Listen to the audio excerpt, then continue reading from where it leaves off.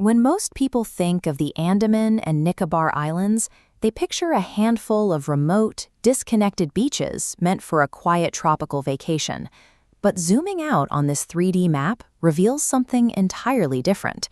This is a massive, fragmented archipelago made up of approximately 572 distinct islands, standing together as a vertical wall across the Bay of Bengal.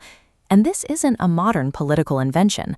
On this 1740 French chart, the central compass rose points directly to a cluster clearly labeled Isles Andamans.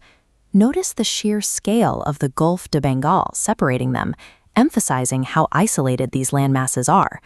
Administratively, these 572 islands are split into two main halves.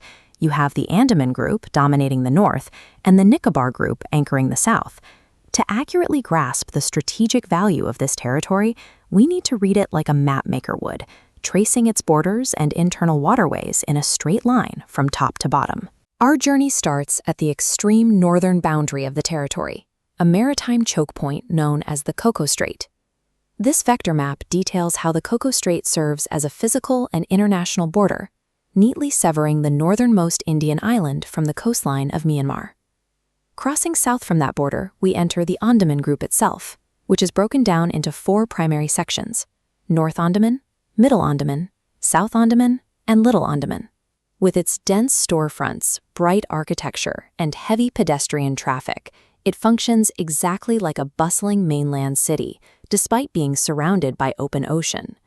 While the steep peaks of the north provide a rugged geographic shield, it is here in the southern capital where you find the vital infrastructure required to actually govern a 572-island chain.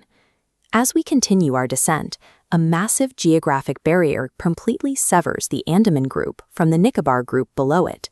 This is the famous 10-degree channel. It is a deep, navigable waterway acting as a major maritime passage straight through the archipelago.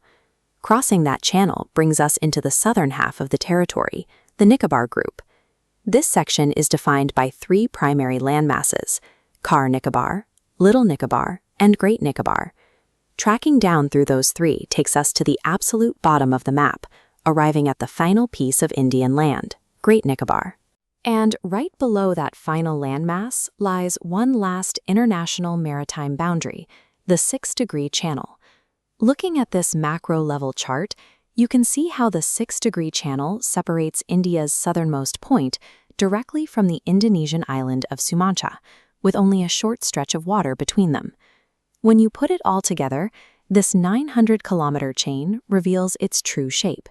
It's a continuous, strategic geographic wall directly linking the maritime borders of Myanmar in the north all the way to Indonesia in the south.